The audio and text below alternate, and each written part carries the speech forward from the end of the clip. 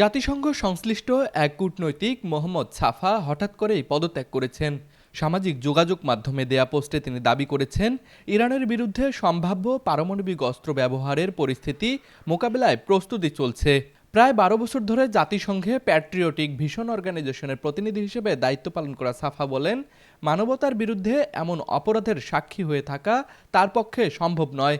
তাই তিনি পদত্যাগকে whistle blowing বা তথ্য ফাঁসের পদক্ষেপ হিসেবে উল্লেখ করেছেন। তার অভিযোগ, জাতিসংঘের ভেতরে একটি শক্তিশালী লবি ইরানের পারমাণবিক সক্ষমতা নিয়ে অপপ্রচার চালিয়ে যুদ্ধ পরিস্থিতি তৈরি করেছে। এমনকি বৈশ্বিক গণমাধ্যম ও সোশ্যাল মিডিয়াকেও ব্যবহার করা হচ্ছে জনমত প্রভাবিত করতে। রংপুরের নতুন বিনোদন কেন্দ্র Anan city park and convention hall. অত্যাধুনিক রাইড সম্বলিত নিরিবিলি ও মনোমুগ্ধকর পরিবেশের এই পার্কের অবস্থান বাংলাদেশ ব্যাংক মোড় থেকে ৫ কিলোমিটার উত্তরে বুড়িরহাট রোড, কোবারুতে। Anan city park and convention hall বিনোদনের বিশ্বস্ত ঠিকানা।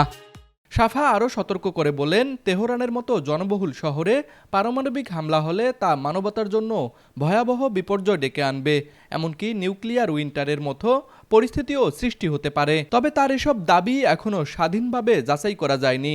আন্তর্জাতিক মহলে এ নিয়ে কোনো আনুষ্ঠানিক নিশ্চিত তথ্য নেই। এদিকে সাধারণ মানুষের প্রতি সাফার আহ্বান, মানবতার স্বার্থে সচেতন হতে এবং সম্ভাব্য বিপর্যয় ঠেকাতে সোচ্চার হওয়ার। ইরান, ইসরায়েল, যুক্তরাষ্ট্রের মধ্যকার চলমান এই যুদ্ধ পরিস্থিতি কোন দিকে যায় সেদিকেই এখন তাকিয়ে রয়েছে বিশ্ব। তুষার আচার্য, আন্তর্জাতিক ডেস্ক, RCTV।